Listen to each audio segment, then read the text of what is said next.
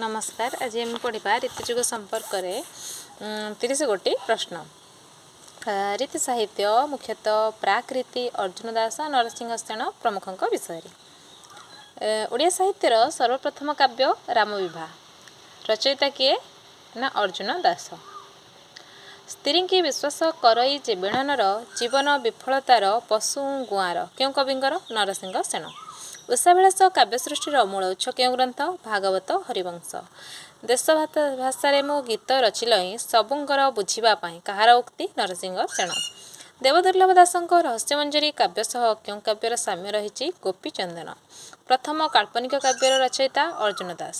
सत्य थिले धर्म अच्छी धर्म थिले जय नाना पाप कलंक सत्य होए क्षय। सत्यहान होइले हीण नरकर गति शतजन्म परिजन्ते अमुख्य हुअन्ति क्यों काव्यांश शशि सेना। कल्पलतार रचयिता अर्जुन दास। यह हूँ काल्पनिक काव्य। गोपीचंदन गौड़ीय वैष्णव काव्य।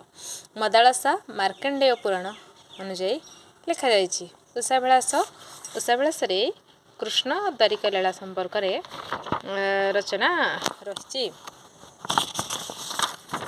चारि भक्ति मध्य प्रेम भक्ति अटे सार से भक्ति अटई कोठ गोपींकर गो। पंक्ति कहार देवदुर्लभ दास। कपटकेली रचयिता कपिलेश्वर दास। उषाभिलाष काव्यारंभ क्यों देवता स्तुतिगान कर श्री जगन्नाथ। प्रताप राय द्वारा रचित शशि सेना। ढग मुक्तावली काव्य क्यों विषय आलोचना कर छांद। परिमला परिमलार नायक मकरकेतु। प्रेमलोचनार नायक सुधाकर। कल्पलतार नायक अमर शिखर। उषाभिलाषर नायक अनिरुद्ध। प्रेम पंचामृत काव्यर कवि किए भूपति पंडित।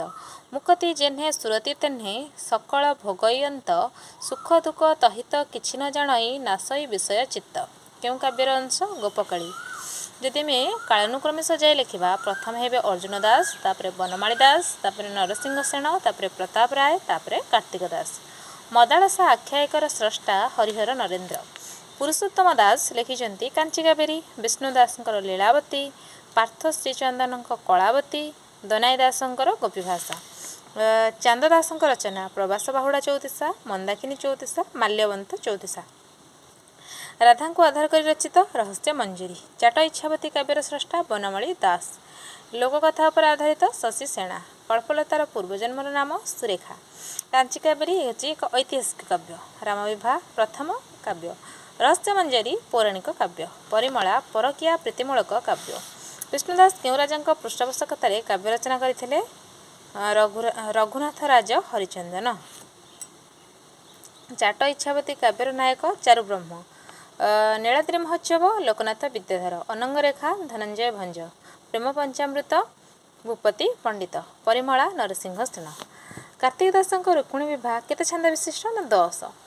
कालानुक्रमे में सजाई लिखा प्रथम हे परिमला द्वितीय प्रेमलोचना तृतीय मदालसा चतुर्थ उषाभिलाष पंचम रहस्य मंजरी।